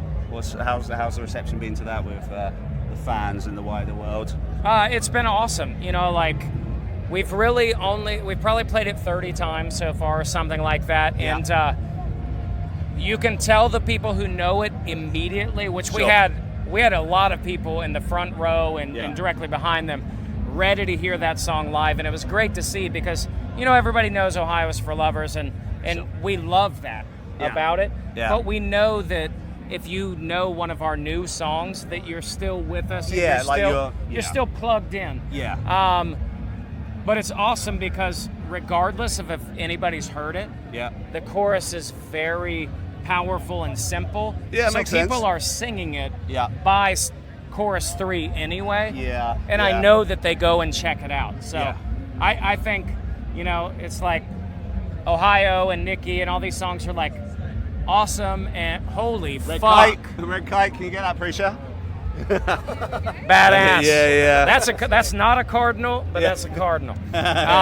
But anyway, Ohio's for Lovers gets them there. They listen to Like a Cardinal, and we play bangers only. So we have a great time. Nice. And on the subject of Ohio, when you wrote that song, do you ever think it would have the kind of life it's had, No, and I don't think that, I think if you write a song and expect it to have any sort of life, I think you're kind of lying to yourself. Yeah. The best ones are just songs that caught you in a moment. Yeah. And the moment wasn't too big for the song. You know what I mean? So yeah, I know what you're saying. Yeah, so we have no idea why people like it. We're happy that they do. Of course. And we'll play it forever. Yeah. And it's an unexpected gem. Yeah. But it's our gem. And it's awesome to play and sing about your hometown and have complete strangers that have no connection to that area be connected to you, which connects you back to your hometown. So it's awesome. We have no problem with it. We'll play it till we're in the ground. Well, actually, randomly on the subject of Ohio, some friends of mine were in the band called Bottom Line from. We know Bottom Line. We played with them back in the day. We knew them in the scene. Yeah, and they had the Feldman record, and just kind of tragic tale. It is, yeah. We invited Ben on the podcast recently just because I've been such a nice. Yeah, we've known Ben for a long time. We've known those guys for a long time. I listen to Eloquence what a song, right? all the time. Yeah. It's great. Yeah. Yeah. Oh, you mean the record? The record. Yeah, the record is good. Yeah. Sorry. That's Ben. one of those bands that should have happened, and it didn't. Yeah. And it was because they were kind of changed too much in the studio. Yeah. A lot of slower, mid-tempo songs. I thought that band was best when they were fast and harmonizing every guitar, every vocal, everything. Yeah, man. Absolutely. But they're badass. Yeah.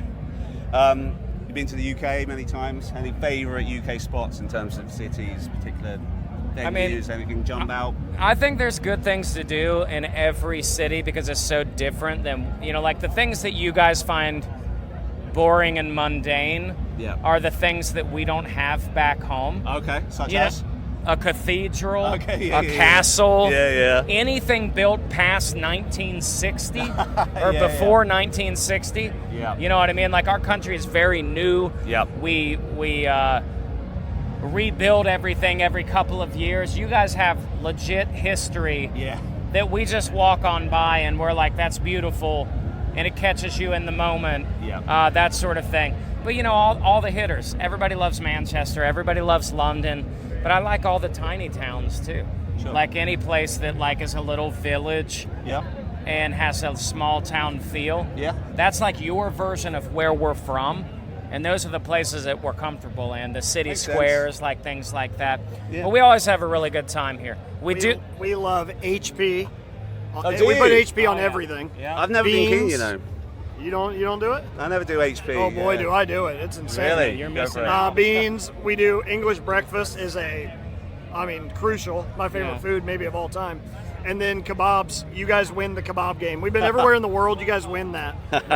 So all the things that you don't care about are the things that we do care about. But I want air conditioning and I want ice. Yeah. Next time we come, I want 1 million ice cubes in a cup. That's all I want. I think that's fair. And on the AC thing, man, it's just why do we not do it properly? People don't accept. Look, it gets fucking hot here. We need it, Yeah. No, that's a frustrating one. Oh, Taking Back Sunday, waving at the boys here. How are they gonna book fucking us and you guys in Ireland? There we go. Dublin and Belfast. Yeah. We don't know either. Yo, I had some words. I could feel the energy though. Still, I was just like, well, yeah, let's make it one thing. What are we doing? Exactly. Next time. Good to see you, bro. We've never had Taking Back Sunday on this show, but now we've Now you had have. Hawthorne Nice. Heights and Taking Back Sunday, so there we go. Boys, really appreciate this. Can I just finish with a quick fire, 6 questions, first thing that comes to mind for You each got of it. you, and then we'll wrap this up. Let's see. Okay. All right, so on your Spotify or whatever, what's the song that you've got on repeat the most at the minute? What song are you listening to most this week? At the minute, I'm going to go with you on this one. Lola Young, Penny Out of Nothing. I've listened to that song probably a billion times. It's definitely going to be my number one song of this Yeah. year. Okay. That one. I'm waiting for whatever the hell Phoebe Bridgers is doing. Oh, nice. So Yeah, my yeah, yeah. Spotify's That's fair. locked until she puts something out.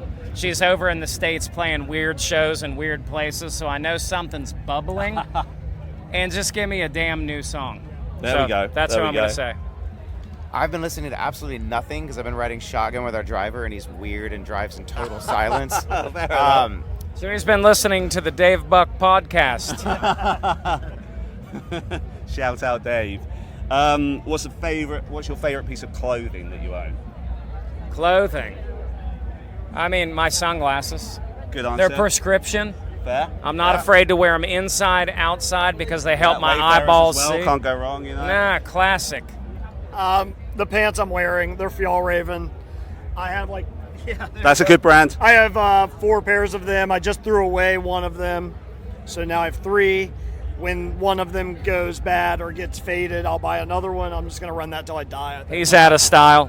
I have a jacket I love from a company called Topo Designs, but Okay. unfortunately it's too hot here to wear it. Yeah, that's fair. Currently. What's your favorite country to tour based on the food in that country? Japan. We just got back from Japan. Second band to say that today. Yeah. I mean, it's a banger. It's everything that you Based want. on the food, though. Yeah. Where are you going? I'm going to England. I love the food here. There we go. There's That's- a lot of talk that you guys don't use salt. There's a lot of, but I'm It's having nonsense, a fine right? time. Yeah. I'm having a glory. It's the HP that I'm going England, not to do the thing where here is the best, but for They me, just happen to here's be. the best. Controversial. Controversial. I'm torn, but I'm gonna go England for the veggie breakfast. 2 out of 3, ain't bad. Controversial. Also Germany. I'm going. Germany's got amazing food. Yeah, we fuck with sausages. And most random place or location you played a show in your career? Well, you're asking us. You're asking us in a good time period right now because we just got back from Southeast Asia. So playing places like Thailand and Jakarta and like big crowds. Are you guys there? Yeah. Awesome. Yeah. So like those are places where you don't even think about playing shows, and we've been fortunate enough to be able to do that. But amazing. That was like 2.5 weeks ago. It's Yeah. like Oh, wow. really fresh. Yeah. Wow. Nice. And final question: what's your favorite podcast you listen to? Me, man, tough. I think even though it's over, I think I like the Mark Maron podcast. Yeah, The- good shout. Yeah, what the classic fuck? guess on that. I do. I mean, the one I've listened to most, there's a podcast from years ago about Neon Genesis Evangelion called Full Impact. They just talk about the episodes. I've probably listened to that the most. It's really stupid. It's not been around for like 10 years, but I'm still running it. So that. The one I've listened to the most is actually the Lost podcast because there's so many damn episodes to that show that I had to give up on the podcast, but there's so many episodes. It's good. Nice. Yeah, all 3 different perspectives. That's so. what we want. Yeah. Guys, thanks so much. Thanks Of course. so much for that. Thank Yeah, you. Pleasure meeting you guys. Oh yeah. Okay, so I am here with Nick and Anthony from Bayside. What's up, guys? Thanks for stopping by. Thanks for having us. I'm going to start the same way as we have with everyone today. If there was a song by an artist on this bill that you could change reality and make it a Bayside song, basically a song you wish you'd written, what would you pick? I definitely would say Menzingers. Now I just have to figure out what song. Oh yeah, Menzingers is a good shout. What era Menzingers are we going? I mean, I love all eras. Gates is the first thing that comes Gates, to my mind. After the Party is good. I could see us rocking that one. Yeah. See you belting out that chorus. Yeah. So Slam Dunk always has that kind of reunion sort of feel almost every time when bands like yourself come back and stuff. Like, is there anything that stands out about this festival that's different to others for you, or like, what have your Slam Dunk experience has been like? I mean, a couple of times today we've said how much more it feels like Warped Tour, so that's... Yeah, that's true. Yeah. It's not necessarily sticking out in a different way. I mean, it's just great to see this many people coming out and seeing, we're far from home right now, so to see this many people supporting like our genre and all that type of stuff is great. I mean, the best part about all this is just seeing all of your friends that you've toured with for the last 20 years or so. So it's great to just do it, not in America, do it here. Yeah. What sets are you have you caught / are you looking to watch? Menzingers, I assume. Menzingers right after I'm done talking to you. Yeah, we haven't seen much, honestly. We played and then had lunch, doing press. Yep. We had a little meeting earlier, so I think nighttime is all about catching bands. So yeah. Fair. It's been a little bit since there's worse things than being alive. Like, how now you've lived with that record for a little bit. How's that been received compared to things earlier in your kind of career? Really good. I mean, we only played about 7 songs today. Yeah. Okay. Which is crazy because we're used to playing like 20. But 2 of them were from the new record, and to be able to have songs from a new album be popular enough to make their way into a short festival set, is awesome. Yeah, we're obviously a part of this world, slam dunk, Warped Tour, whatever you want to call it, that whole emo genre. Sure. But like a lot of our contemporaries all had bigger hits back in the day, and we never really had that happen to us. So we always wrote. Were you always chasing that at all, or were you just happy with that? Yeah. Just in a career sense. But yeah. The best thing that happened to us is that we always gradually built and got bigger. Yeah. And for us, again, like Ant said, to put out our 9th record a couple of years ago and have a couple of songs really hit with our own fans it's like something like pat ourselves on the back. It's really hard to do. Yeah. So now we just got to do it on our 10th record too. Is it a 10th record kind of around the corner? Oh, yeah. We're working. Last year we celebrated our 25th year as a band. Congratulations on that, by the way. Thank you. A couple of weeks later, we were passing around new song ideas. Okay. So we've already got a couple songs in the can. We're going to probably wrap up a record at the end of the summer. Yep. Okay. Yeah. And then next year. Next year. Yeah. And on the subject of writing, I feel like you go back, you listen to your stuff. Well, historically, it's always like heavier riffs, sort of very Smoking Popes influence, very kind of prominent, at least to me. Have other influences kind of come in the last few years, or do you still draw from the same influences? Heavier stuff. Oh yeah, such as? I think old Metallica is like a big influence on our newer music. There's a lot of that influence on the last record, and we're continuing on in that direction. Okay. Yeah, I think we all listen to, Bayside kind of became its own thing. I think we like the Smoking Popes and Alkaline Trios of the world and stuff. Yeah, but we kind of became our own thing over time. Yeah. And once we realized we were going to be a band forever, we can't just keep writing the same stuff over and over. We have to excite not only ourselves, but excite our fans too. So what the sound of Bayside has expanded over the last few albums. And we leaned into other influences that we've always had. Yeah. We just didn't really necessarily put them into Bayside. Biffy's like a project. Okay, like a band that Nick and I both worship. Yeah. And we're starting to have that influence seep more into the band. Okay. What about within this sort of scene, newer bands? Is there anyone who's kind of jumped out to you the last couple of years? Newer and you're bands? Unpeople. I really like Unpeople. Yeah, there's a lot of love for them. Did you? I guess we played right at the same time. You would have played the same time. Okay. Yeah. But yeah, I've been really into them lately. Dead Pony, I think is really cool. Yeah, Scottish. A lot of cool. Newer, younger things bubbling over here right now. Yeah, I wouldn't say this world, but we toured with Tiger Cub 10 years ago. Okay. Tiger Cub's great. Yeah, we've done the interviews with them before. Yeah. Bad Nerves is one of my favorite bands. They're so good, man. And it's funny, if I listen to them on record, I'm like, it's cool, it's not my thing, but you see them live, it's incredible, right? Yeah. And they've just got such a cool style. Yeah, they're great.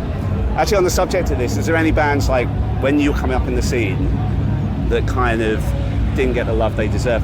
So I'm thinking when I asked you that question, you guys are friends with Punchline, right? But they're good friends of ours as well, and I feel they're still doing really well and stuff, but I think they should have been bigger personally.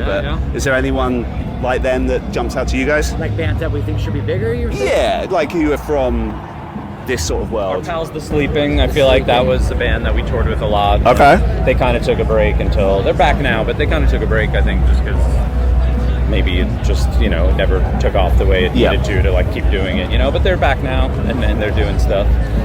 Who else? I'm sure we've toured with bands that should be bigger. Yeah. I don't know. Cold Years. Cold Years. Oh, okay. Is that Scottish? Yeah. Bit Gaslight sort of sound. Kind of Green Day. Yeah, a bit Green Day. Yeah. Which is cool because not a lot of bands sound like Green Day. Yeah, There's true. a million bands sound like Blink-182. Yeah. There's not a lot of bands that sound like Green Day. Yeah, that's true. Guys, thanks so much.